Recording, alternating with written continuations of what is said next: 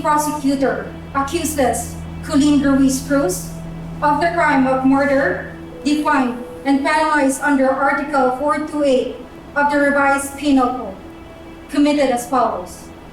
That on or about November 3rd, 2025, in the city of Quezon, Metro Manila, Philippines, a place within the jurisdiction of this honorable court, the above named accused, by means of treachery, when intent to kill, did then and there willfully, unlawfully, and feloniously push Jessica Cruz towards an incoming vehicle, thereby hitting the latter, which caused her death. Contrary to law, how do you plead? Naiintindihan mo ba ang isinasakdal sa iyo, Miss Cruz? Opo, Your Honor. At ano ang sagot mo sa paratang? Not guilty, Your Honor. Hayop ka! Napakasinungaling mo! Anong not guilty? Ha? Ikaw ang pumatay sa anak ko! Pinatay mo yung anak ko! Anong sinasabi? Aminin mo na! Huwag po kayo maniwala sa kanya, Your Honor. Wala po akong kasalanan. Order! Order in the court! This is not yet the trial. This proceeding is not the proper forum for testimony. I'm instructing everyone to maintain decorum in this court. Please schedule with the pretrial.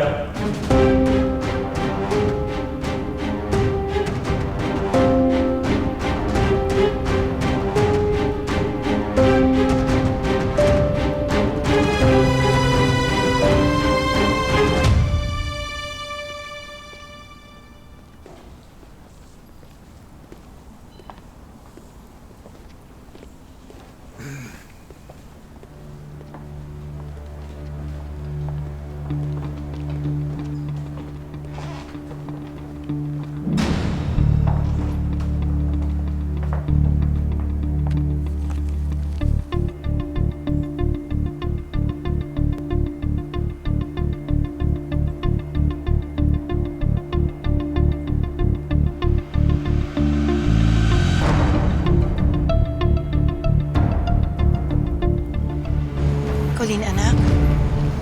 Okay ka ba? Iba po pala yung pakiramdam sa loob, no, Nay? Feeling ko po tuloy may kasalanan ako kahit wala naman.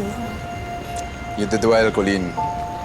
Basta tandaan mo lang, huwag ka magpapadala sa mga tingin at sinasabi ng ibang tao, okay? Just stick to the truth. Yun ang magpapalakas sa'yo. Thank you, attorney. Salamat sa tulong niyo. So the support of the family is what helps, Colleen. Pamilya at kaibigan. At Ninang. Anak, sama-sama tayo sa laban na to. Bunso, promise. Kahit kailan ng hearing, nandito kami. Lagi kaming present. Ha? Basta andito lang kami para sa'yo. Thank you po, Tay.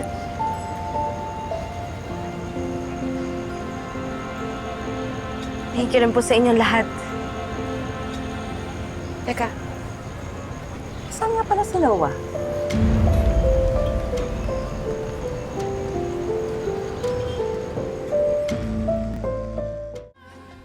We're sorry, the number is...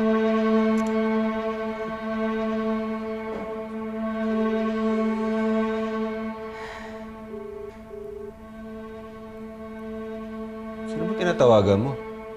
We're sorry, the number... Si Noah. Hindi natin siya nakausap kanina.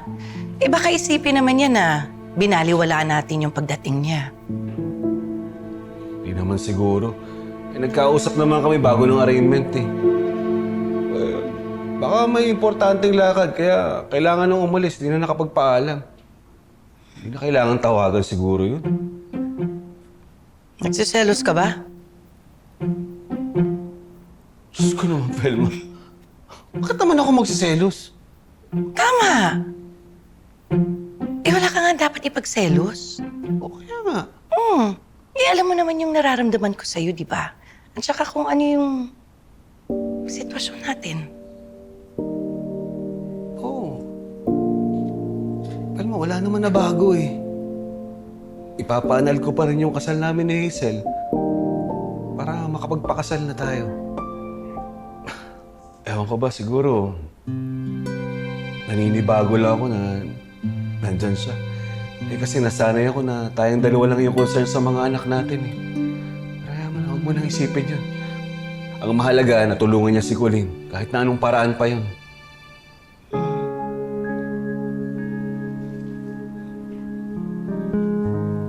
Salamat, Manuel, at naintindihan mo. Gusto ko lang namang siguraduhin sa'yo na magkaibigan lang talaga kami ni Noah. Hanggang dun lang yun.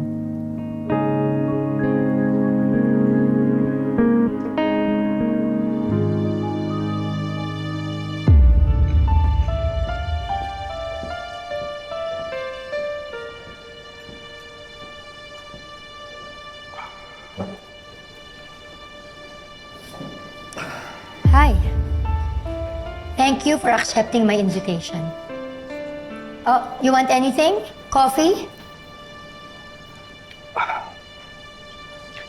I don't have all day.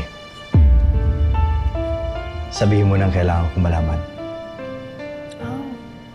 Direct to the point. I like that. Exactly what I want. Sige. Hindi na ako magpapaligoy-ligoy pa. Gusto kong maging magkakampi tayo. What? Isa lang naman ang gusto natin. Makuha natin yung mga mahal natin, di ba? Alam mo, parang narinig ko na ito. Hindi ako ganun kadaling sumuko, Noah. Nararamdaman ko, mahal na mahal mo pa rin si Felma. Ganon din ako kay Manuel. Kaya nga magtulungan tayo para makuha mo si Felma at mabawi ko naman ang asawa ko.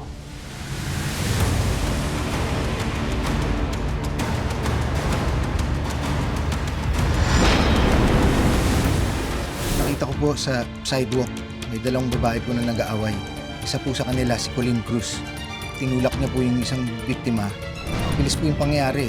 Sinubukan ko pong promeno pero nabangga ko na po yung babae. Hindi totoo yan! Nagsisinungaling po siya! Hindi ko po tinulak yung kapatid ko! Kahit anong gawin ko, hindi ko mapalakas yung loob ni Colleen. Parang kulang pa rin. Hindi lahat ng bagay ay kailangan mong punuan. Nandiyan naman si Andrea at Jeffrey. Nandiyan din si Manuel. At nandito ako. Hindi ako umikilos para wasakin ang pamilya nila. Hindi ka babalik sa buhay ni Felma nang dahil kay Colleen. Ang totoo, nakakita ka ng pagkakataon. Tinulungan mo si Colleen dahil gusto mong magmukhang hero kay Felma.